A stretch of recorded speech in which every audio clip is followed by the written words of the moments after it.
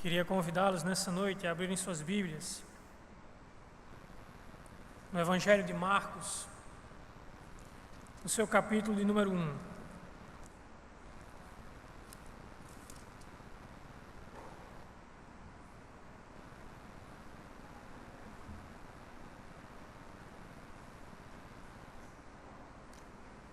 Evangelho de Marcos, seu capítulo de número 1, a gente vai fazer uma leitura a partir do versículo 14.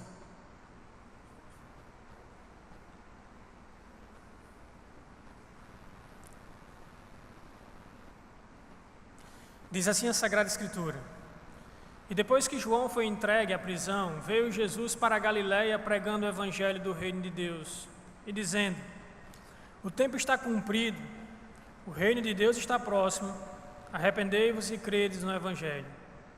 E andando junto ao mar da Galiléia, viu Simão e André, seu irmão, que lançavam redes ao mar, pois eram pescadores. E Jesus disse: Vinde a mim, e eu vos farei pescadores de homens. E deixando-os, logo as suas redes, o seguiram. E passando dali um pouco mais adiante, viu Tiago, filho de Zebedeu, e João, seu irmão, que estavam no barco consertando as redes. E logo os chamou. E eles, deixando seu pai Zebedeu no barco, com os empregados, foram após ele. Amém? Meus irmãos, nessa noite, eu gostaria de falar sobre o chamado do Evangelho. E quando nós olhamos à luz de toda a Sagrada Escritura, nós encontramos dois tipos de chamados. Nós encontramos chamados específicos para pessoas específicas, como é o caso de quando Samuel é chamado para ser um juiz. Nós encontramos casos de chamado específico quando Davi ele é chamado para ser um rei, quando Isaías é chamado para ser um profeta, quando Sansão é chamado para ser um juiz, e quando o próprio apóstolo Paulo ele é chamado para ser um apóstolo. Ele vai dizer várias vezes na sua carta que ele foi chamado para ser apóstolo. Então Deus, à luz da Sagrada Escritura, de toda a Sagrada Escritura, Ele chama pessoas específicas para um trabalho específico. Os nossos pastores, Neemias e o pastor Wellington, eles foram chamados por Deus para serem pastores. Nem todos aqui têm chamado para ser pastor. Uns têm e outros não. A Bíblia trata de chamados específicos, mas existem chamados nas Escrituras que são chamados que são universais, são para todos nós. Por exemplo, a Bíblia chama cada um de nós a sermos santos, porque Deus é santo. Deus chama todo o seu povo, é um chamado universal, todas as pessoas precisam ser santas. Nem todos são pastores, nem todos são mestres, nem todos são pregadores, mas todos devem ser santos. Isso é um chamado que é um chamado universal. Deus nos chama de forma universal a sermos santos. Nesse texto específico que a gente leu aqui, no capítulo 1 do Evangelho de Marcos, é mais um caso claro e mais um exemplo de um chamado universal. Deus, nesse texto aqui, está nos chamando, verso 17, a sermos pescadores de homens. Jesus para aqueles homens que estão ali e Jesus chama aqueles homens para serem pescadores de homens. E é interessante que o termo pescador de homem era um termo que era bem conhecido na época. Os filósofos eram conhecidos como pescadores de homem. Os filósofos cativavam, ensinavam e atraíam as pessoas a seguirem as suas filosofias. A mesma coisa Jesus está nos chamando aqui para que nós pesquemos homens, que nós nos tornemos pescadores de homens, trazendo as pessoas, por meio do Evangelho, a serem submissas ao senhorio do nosso Senhor Jesus Cristo. Todos nós somos chamados a compartilhar o Evangelho. Todos nós, absolutamente todos nós. Mas para compartilharmos o Evangelho, meus irmãos, de forma bíblica, de forma eficaz, é necessário que a gente desenvolva 3 atitudes que estão aqui visíveis nesse texto. É necessário que eu e você meditemos em 3 atitudes que esse texto nos ensina, para que nós possamos compartilhar o Evangelho, cumprir o nosso chamado de compartilhar o Evangelho, de se tornar pescadores de homens, para que nós possamos compartilhar esse Evangelho de forma bíblica e de forma eficaz. Em primeiro lugar, a primeira atitude que você tem que ter é que você precisa reconhecer as dificuldades de se compartilhar o Evangelho. A primeira atitude que você tem que ter no processo de compartilhar o Evangelho é você reconhecer as dificuldades de compartilhá-lo. Eu quero chamar a atenção de vocês para o verso 14, por favor. Vejam o que o texto diz no verso 14, a primeira parte do verso. E depois que João foi entregue à prisão. Por que João foi entregue à prisão? Por que João foi preso? A resposta é óbvia. João tinha uma mensagem. João foi alguém fiel à mensagem. João proclamou uma mensagem, a mensagem de arrependimento. E o que foi que aconteceu com João? João foi preso. Havia uma dificuldade muito grande naquela época em se compartilhar essa mensagem. Desde os dias do Antigo Testamento, desde os dias do Novo Testamento e durante toda a história da igreja, sempre que o Evangelho foi proclamado, sempre que o Evangelho foi anunciado, sempre que o Evangelho foi pregado de forma eficaz, bíblica e fiel, as pessoas perseguiram aqueles que eram arautos do Evangelho. O mundo perseguiu, as pessoas foram presas, as pessoas foram decapitadas. Em nenhum momento da história do cristianismo, pregar o Evangelho foi algo dócil, foi algo fácil, foi algo que não custou nada a essas pessoas. Lembro da história da igreja, quando você passa um pouco, apenas relembra de forma bem rápida a história da igreja. Você vai encontrar diversos mártires, diversas pessoas que foram levadas ao Coliseu Romano para serem devorados pelas feras, porque proclamaram a mensagem do Evangelho. Sempre que o Evangelho foi proclamado, meus irmãos, houve dificuldades. Sempre obtiveram perseguições e problemas. E é necessário que a gente entenda essas dificuldades. Nos nossos dias de hoje, as dificuldades elas assumem as variadas formas. Nós não somos perseguidos. Por exemplo, eu estou aqui nesse momento proclamando o Evangelho, e ninguém está ali na porta batendo com uma arma para me tirar do púlpito, para me prender, para me chicotear ou para me matar. Nós temos liberdade, nós não sofremos perseguição física, mas as dificuldades, elas mudaram, elas têm variadas formas nesse nosso momento. Primeiro, olhem para o sistema do mundo. O sistema do mundo é um sistema que está totalmente contrário à vontade de Deus e contrário ao padrão do Evangelho. O Evangelho diz que só há um único que pode dar a salvação. O padrão do mundo diz que você pode encontrar a salvação por si mesmo. Você pode salvar-se. Você pode se salvar fazendo boas obras. Você pode se salvar por si mesmo. Não é essa a verdade do Evangelho. O mundo diz que você precisa ser feliz a qualquer custo, seja vivendo no pecado, seja fazendo o que quer que der na telha, porque você precisa ser feliz. O Evangelho não prega isso. O próprio sistema mundano e o coração endurecido das pessoas são dificuldades externas de se anunciar o Evangelho. E a gente precisa entender isso. O mundo odiou o nosso mestre, o mundo nos odeia. E todas as vezes que a gente vai pregar o verdadeiro Evangelho, o mundo se levanta contra nós. As pessoas com o coração endurecido não querem obedecer, não querem aprender, não querem aceitar o Evangelho. Elas se revoltam contra nós. Essas dificuldades externas, elas só não são piores do que as dificuldades internas. Algumas pessoas não anunciam o Evangelho por causa de que são pessoas tímidas. E às vezes eu fico preocupado quando uma pessoa chega para mim e diz: olha, Moisés, eu quero anunciar o Evangelho, eu quero pregar o Evangelho, mas eu sou muito tímida. Eu sou uma pessoa que eu não consigo me expressar direito, eu fico nervosa. Às vezes eu fico me perguntando em qual poder essa pessoa confia, no argumento dela ou no poder do Evangelho. Às vezes a pessoa fica intimidada porque é uma pessoa que vai falar do Evangelho para uma pessoa que é mais velha, ou uma pessoa que tem uma classe social mais abastada, ou porque é uma pessoa que é mais inteligente, e a gente às vezes se sente tímido de falar do Evangelho, como se o poder, a persuasão, e a conversão fosse produzida por nós e não pelo próprio Evangelho, que é poder de Deus para a salvação. Nós não temos desculpa nenhuma por meio da nossa timidez para deixar de anunciar o Evangelho. Outras pessoas têm dificuldade de anunciar o Evangelho porque são pessoas que vivem uma vida totalmente desregrada, se dizem crentes, mas o seu testemunho de vida parece muito com uma pessoa que é ímpia.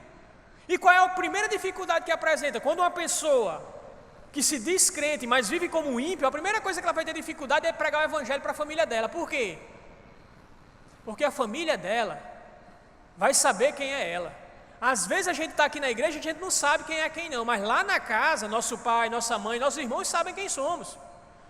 E às vezes a nossa vida desregrada, uma vida de pecado, uma vida de desobediência em casa, uma vida que é entregue ao pecado, isso causa uma certa vergonha de pregar o Evangelho. Por quê? Ora, é lógico.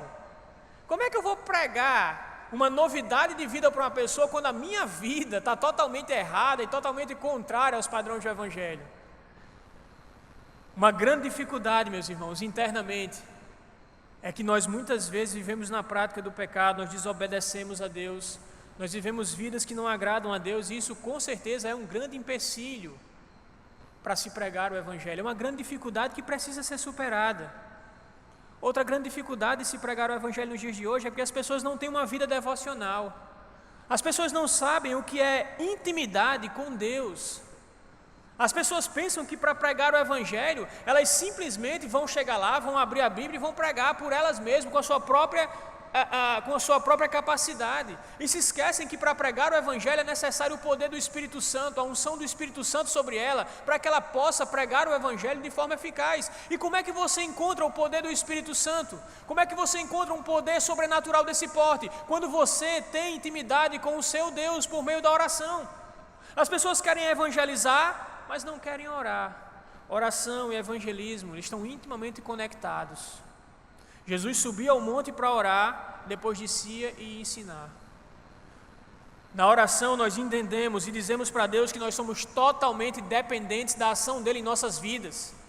É a ação dEle, é a ação soberana dEle que nos ajuda a pular e a vencer as nossas dificuldades, seja a nossa timidez, seja o pecado na nossa vida, seja a dureza do coração das pessoas ou o padrão desse mundo, tudo depende de Deus. Eu preciso reconhecer que há muitas dificuldades em se pregar o Evangelho, mas eu preciso entender ainda mais que essas dificuldades só são transpostas, só são vencidas com o poder do Espírito Santo que vem de uma intimidade com Deus. Eu sei que você, nós temos familiares que não são cristãos, que não são crentes. E acreditem, o inferno existe. E se você ama o seu pai, se você ama a sua mãe, se você ama o seu irmão, ou se você ama qualquer parente que está na sua casa, e que esse parente ele não entregou a sua vida a Jesus, lembre-se, ele está caminhando para a perdição. Deus colocou você na sua casa como sal e luz. Você é alguém que deve refletir e deve anunciar o Evangelho. A Bíblia diz que a fé vem pelo ouvir e ouvir a palavra de Deus. Você precisa anunciar o Evangelho. E quantas pessoas não têm perdido a oportunidade de anunciar o Evangelho porque não conseguem vencer essas dificuldades? O coração endurecido da pessoa, ou seus próprios pecados, ou sua timidez, não importa, meus irmãos. Nós precisamos anunciar o Evangelho, entendendo todas as dificuldades que há na anunciação do Evangelho. Deixe-me dar uma aplicação bem interessante nesse texto. Não importa que dificuldade, meus irmãos, absolutamente não importa que dificuldade o mundo coloque na pregação do Evangelho, para a proclamação do Evangelho. Não importa se as nossas falhas, não importa se a maldade do mundo, acreditem, o Evangelho sempre irá triunfar. Não há como parar o crescimento do Evangelho. A Bíblia diz que o Evangelho é como um grão de mostarda que cresce e se torna maior das árvores, ou como o fermento que leveda toda a massa. Note que João foi preso. O Evangelho ficou parado? Não. O Evangelho não ficou parado porque se levanta Jesus e vai anunciar o Evangelho. Deixe-me dizer uma coisa.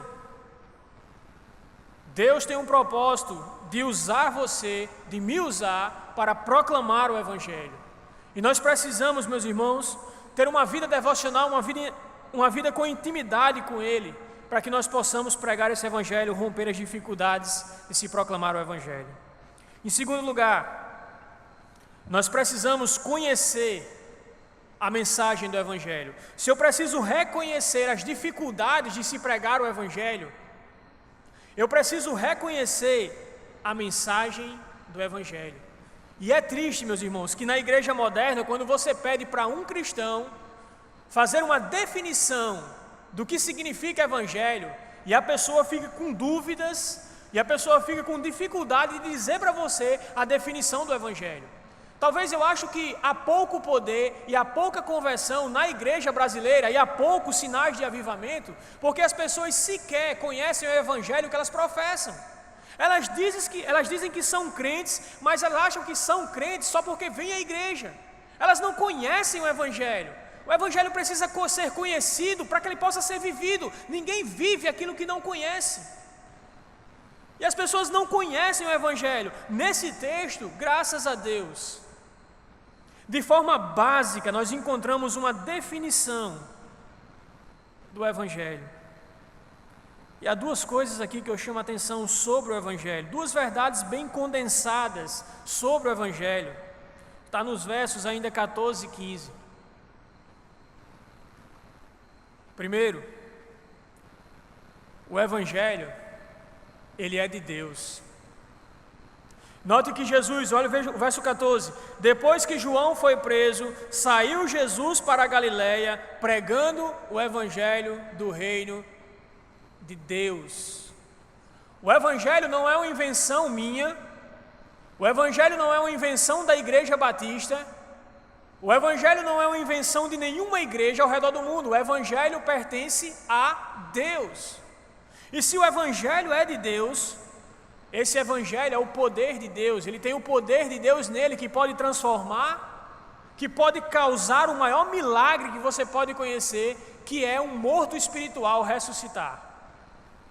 Somente o Evangelho que é de Deus é esse poder. E o interessante é que nessa proclamação do Evangelho, Deus ele criou um tempo determinado para que esse Evangelho viesse ao mundo. Jesus disse, olha, completou-se o tempo se cumpriu. O que Jesus está dizendo aqui é o que Paulo diz em Gálatas 4:4, que veio na plenitude dos tempos, Deus enviou o seu Filho ao mundo.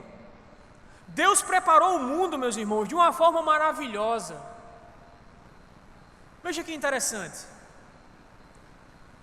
A Palestina é uma pequena faixa de terra, mas essa faixa de terra está localizada no mundo antigo entre Oriente e Ocidente. Quem queria passar de um lado para outro tinha que passar por aquela faixa de terra e tinha que encontrar e entrar em contato com o Evangelho que fervilhava naquela época. Deus estava preparando o mundo para que o tempo fosse cumprido. Como se já não bastasse, Deus, naquela época, levanta e cria uma língua grega chamada koiné. E essa língua grega era a língua de todos os povos.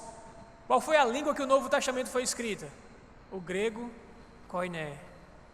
Deus estava preparando o mundo para a vinda do seu Filho. As pessoas agora poderiam ouvir a mensagem do Evangelho não em hebraico, mas eles poderiam escutar a mensagem do Evangelho por uma língua universal, eles podiam entender a verdade do Evangelho, porque Deus preparou o mundo. Deus preparou o mundo ao criar o Império Romano e acabar com as guerras, a famosa paz romana. Não havia mais guerras, os missionários poderiam ser escoltados por aquelas estradas, sem nenhuma dificuldade, porque o Império Romano havia dominado tudo e tinha criado um sistema de estradas que ligavam todas as partes do Império. Estradas bem vigiadas, os missionários poderiam andar tranquilamente, sem ninguém perturbá-los. Quem foi a maior agência missionária do Novo Testamento? Quem foi que enviou Paulo para Roma com todas as despesas custeadas? Ainda deu uma casa lá protegido, com guarnição, e Paulo lá pregou tranquilamente. Quem foi que protegeu Paulo dos judeus? Deus estava preparando o mundo, Deus estava dizendo, olha, o tempo está cumprido. A promessa de Daniel, capítulo 2, verso 44, que nos dias do Império Romano haveria um reino que seria levantado por Deus e que jamais seria destruído, é esse reino que Jesus disse, o tempo está cumprido, o reino de Deus está próximo. Deus havia preparado tudo estava cumprido. Todas as promessas do Antigo Testamento, desde a promessa de Gênesis capítulo 3, verso 15, até as promessas gloriosas de um reino espiritual que Cristo nos dá, que os profetas nos dão, cumpriram-se naquele tempo e naquele momento. Meus irmãos, naquele momento ali, Deus estava enviando o seu Filho ao mundo, nascido de mulher, nascido sobre a lei, para resgatar aqueles que estavam amaldiçoados pela lei. Deus envia o seu Filho ao mundo para livrar as pessoas da condenação do inferno e da condenação do pecado. O Evangelho de Deus é poderoso. Deus preparou o mundo, a língua. Deus preparou todo o mundo, protegendo os missionários, colocando aquela região em áreas estratégicas para que o Evangelho pudesse se expandir e chegar até os confins da terra, a mensagem de salvação. O Evangelho, ele é poder de Deus, porque ele é do próprio Deus. E o Evangelho também, meus irmãos, não é apenas de Deus, mas o Evangelho exige arrependimento e fé. O Evangelho, ele é de Deus, e nós precisamos entender isso, não é invenção nossa.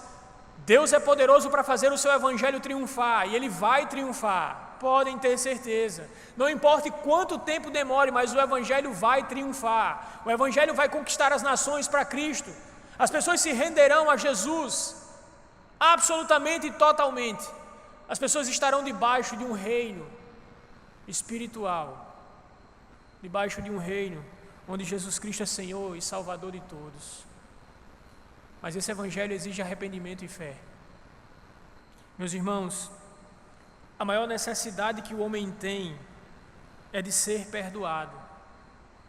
O homem tem sobre ele a culpa do pecado de Adão e a culpa dos seus próprios pecados.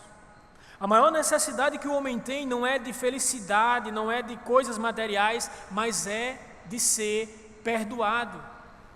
E meus irmãos, ele precisa urgentemente, para ser perdoado, para desfrutar desse perdão, arrepender-se e colocar a fé em Jesus Cristo.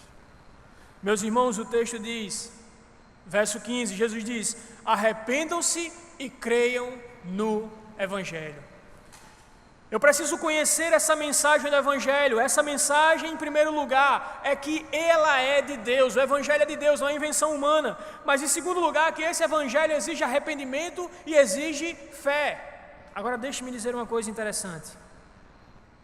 A palavra grega arrependimento significa, literalmente, numa tradução literal, mudança de mente. Agora veja como é importante essa questão de mudança de mente. Mudar a mente. Porque algumas pessoas colocam e acham que o arrependimento é só quando se chora. Judas chorou amargamente, mas ele não se arrependeu. Não houve uma mudança de mente em Judas. Quando a Bíblia manda que a gente se arrependa, o arrependimento ele começa aqui, na nossa cabeça. É uma mudança de mente, é compreender que nós desobedecemos a Deus, quebramos uma lei de Deus e que, portanto, precisamos voltar, mudar a nossa conduta. Eu diria que o arrependimento ele tem 3 elementos. Primeiro, ele começa na mente. É uma percepção do pecado. É reconhecer que você pecou contra Deus e que, portanto, você merece a justiça de Deus, merece a condenação de Deus, porque você entende que o salário do pecado é a morte. Mas o arrependimento não fica apenas aqui, em compreender que é pecador, em compreender a sua necessidade de perdão. O arrependimento, ele desce ao coração. Ele começa na mente, mas ele desce ao coração. Ele desce ao coração e produz um certo ódio santo contra o pecado, uma repulsa contra o pecado, um desejo de mudar. E muitas vezes esse sentimento que ataca o nosso coração, ele desemboca em lágrimas. Ele desemboca muitas vezes em quase depressões, se não depressões. Por causa que quando nós entendemos que nós pecamos contra Deus e pecamos contra um Deus que fez tanto por nós, aquilo pesa o nosso coração e aquilo nos dá dor. É por isso que o Jesus, no capítulo 5 de Mateus, nas bem-aventuranças, ele vai dizer: bem-aventurados os que choram pelos seus pecados, os que choram porque reconhecem que mancharam, que pecaram contra Deus e que, portanto, merecem condenação. Eles choram pelos seus pecados. E o texto diz que eles serão consolados. Meus irmãos, o arrependimento começa na mente. Quando eu reconheço que pequei, ele desce ao coração, produzindo um sentimento de dor, mas ele termina em ação. Ele começa na mente, atinge o coração e muda a sua condução, muda as suas atitudes. Você abandona o pecado, você se volta contra o pecado, você não quer mais pecar, você simplesmente diz: eu não quero mais desobedecer, eu quero viver uma vida santa. Esse é o verdadeiro arrependimento. Não adianta chorar se o arrependimento não começar aqui. Não adianta chorar, simplesmente chorar, se isso não mudar a sua vida. Meus irmãos, não sei se isso já aconteceu com vocês. Vocês cometeram um pecado e aí pediram perdão, só que dias depois, ou às vezes até no outro dia, voltou a cometer esse pecado, e aí imediatamente vocês caem em desespero. Qualquer um cairia em desespero, questionando a própria salvação. Às vezes, nós não nos sentimos perdoados, apesar de termos sido perdoados. Nós não nos sentimos perdoados, mas nós fomos perdoados. Existe uma promessa. 1 João capítulo 1, verso 9 em diante: se confessarmos os nossos pecados, Ele é fiel e justo para nos perdoar de todas as nossas iniquidades. Às vezes nós vamos até Deus, nós pedimos perdão a Deus, e automaticamente a gente não sente esse perdão no nosso coração. O perdão está na cabeça, a gente sabe que a promessa de João está lá. E se eu fui até Deus e pedi perdão, eu tenho certeza que Ele me perdoa, porque é uma promessa dEle. Está aqui na minha cabeça, mas não desceu o coração. Por que eu estou dizendo isso? Porque é aqui onde entra a fé. É aqui onde entra a fé. O Evangelho exige arrependimento, sim, e exige fé. Mas fé em quê? Se você comete algum pecado e diz que perdeu a salvação por esse pecado, a salvação depende de você e não de Deus. Eu preciso crer pela fé que Jesus pagou por esse pecado e Deus me ama. Eu preciso colocar a minha fé em Jesus Cristo. Certo pregador disse que o maior milagre que você pode conceber é você ficar diante do espelho e com a sua mente reconhecer que você é um miserável pecador, e mesmo assim, pela fé, afirmar que Deus lhe ama. Esse é o maior milagre que você pode imaginar. É você, pela fé, crer, confiar que Deus lhe ama. Se você está lutando contra o pecado, se você está talvez lutando e perdendo para algum pecado, arrependa-se. Creia no sacrifício de Cristo, coloque a sua fé unicamente para Jesus. Se a nossa salvação dependesse dos nossos pecados ou da nossa vida reta, ninguém se salvaria. É por isso que o Evangelho exige fé. Exige fé para confiar unicamente em Jesus para a salvação. Se você não confiar em Jesus para a sua salvação, você pode morrer tentando viver uma vida que agrade a Deus e você não vai conseguir. O Evangelho ele exige arrependimento e fé. O Evangelho ele é de Deus. O Evangelho exige arrependimento e fé. Não haverá ninguém no céu, absolutamente ninguém, que não tenha sua vida aqui nesse mundo marcada pelo arrependimento do começo ao fim, e que não tenha a fé em Jesus Cristo como seu principal fundamento. Eu vou para o céu. Por que eu vou para o céu? Porque a fé em Cristo me garante isso, não as minhas obras, mas a obra de Cristo. E por causa da obra de Cristo, Deus me considera justo pela fé, sendo justificado pela fé. Amém, irmãos? Em terceiro lugar, precisamos estar conscientes das dificuldades do Evangelho. Precisamos estar cientes e conhecer a verdade do Evangelho. Em terceiro lugar, precisamos estar dispostos a compartilhar o Evangelho. Vejam o verso 18. E deixando logo as suas redes, o seguiram. O verso 17, Jesus olha para aqueles homens e diz: vinde a mim e eu vos farei pescadores de homem. O verso 18 narra a atitude daqueles homens. Imediatamente, eles não pararam para pensar. Olha, eu tenho aqui, Jesus, o meu trabalho, a minha empresa de pesca, eu tenho a minha família, eu tenho isso e aquilo outro. Eles imediatamente, nós precisamos estar dispostos a compartilhar o Evangelho. A atitude daqueles homens é algo que nos ensina muitas coisas. Primeiro de tudo, é que eu não devo ficar tímido ou não pregar o Evangelho, não compartilhar o Evangelho por causa da minha timidez. Os pescadores eram conhecidos por causa que eram pessoas iletradas, pessoas que não tinham tanto conhecimento, pessoas que não tinham um estudo, que não tinham capacidade intelectual, eram pessoas ignorantes da época. Mas aqueles homens, eles venceram qualquer tipo de timidez, qualquer tipo de dificuldade e obedeceram o chamado de Cristo. Nessa noite aqui, eu e vocês somos chamados por Cristo a compartilhar o Evangelho, a estarmos dispostos a compartilhar o Evangelho, a simplesmente vencer qualquer dificuldade. Meus irmãos, às vezes para compartilhar o Evangelho a gente tem que sair do nosso local de comodidade. É bem mais simples a gente se relacionar com a pessoa e a gente ficar quietinho, né? Que a gente vai lá dizer que ela é pecadora, que ela precisa se arrepender, né? Que se ela não se arrepender de seus pecados, ela vai perecer eternamente longe de Deus. Não é mais cômodo ficar calado, né? Às vezes a gente vai anunciar o Evangelho e as pessoas ficam com raiva da gente. Às vezes a gente perde até amizades, ou somos taxados de chatos por causa da proclamação do Evangelho. Mas esses discípulos aqui, eles saem da zona de conforto. Eles simplesmente vão e querem anunciar o Evangelho. Meus irmãos, nós precisamos fazer a mesma coisa.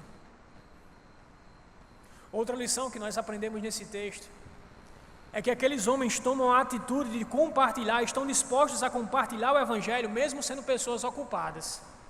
Eles estavam trabalhando. E mesmo assim, se dispuseram a compartilhar o Evangelho.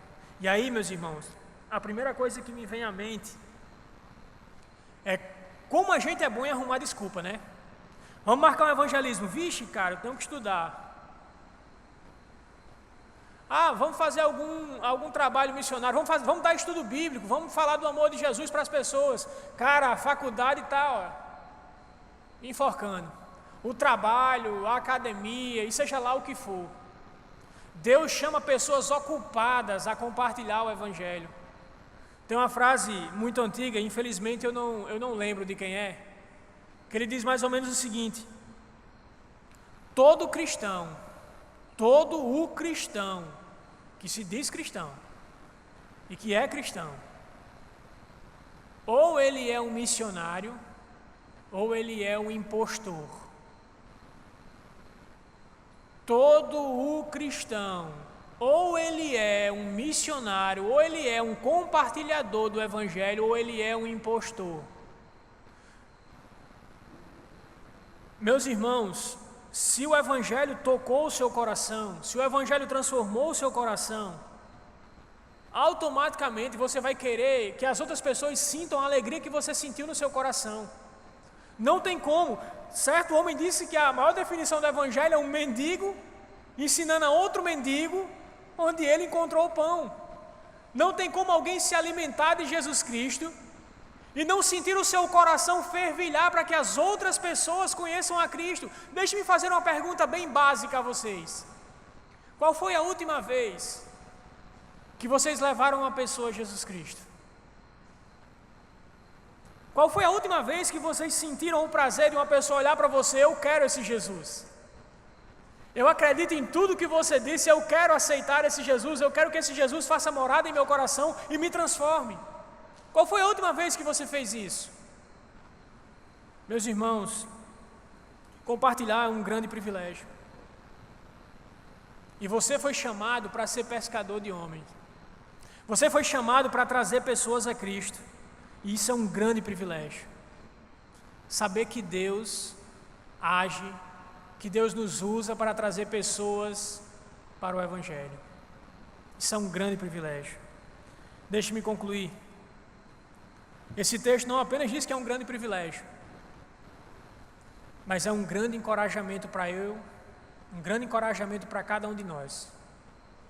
Se Deus foi capaz de usar pescadores iletrados, que tinham pouco conhecimento, e que esses mesmos pescadores incendiaram o mundo antigo, como Atos vai dizer, colocaram o mundo de cabeça para baixo,